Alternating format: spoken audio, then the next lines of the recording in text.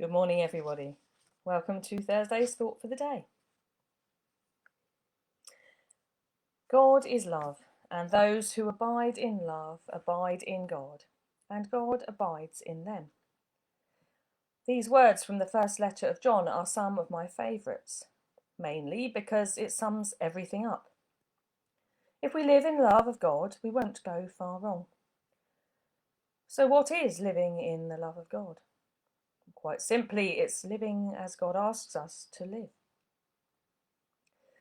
There's a passage in the Old Testament book of Micah where questions are being asked about what God requires. Shall I come before you with burnt offerings? Will the Lord be pleased with thousands of rams, or with 10,000 rivers of oil? Shall I give my firstborn? But all God really wants is for people to do justice, love kindness, and walk humbly with him.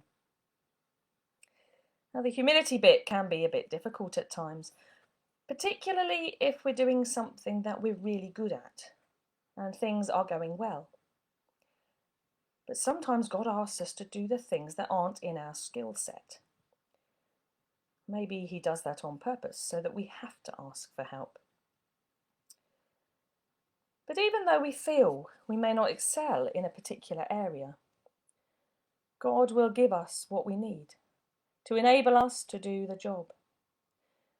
He will give us what we need to do his work and to live the life he wants us to live.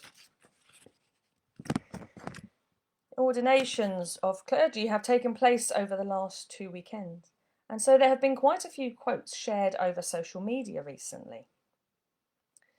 If he calls you, he will equip you. God doesn't call the qualified, he qualifies the called. If God takes you to it, he will get you through it.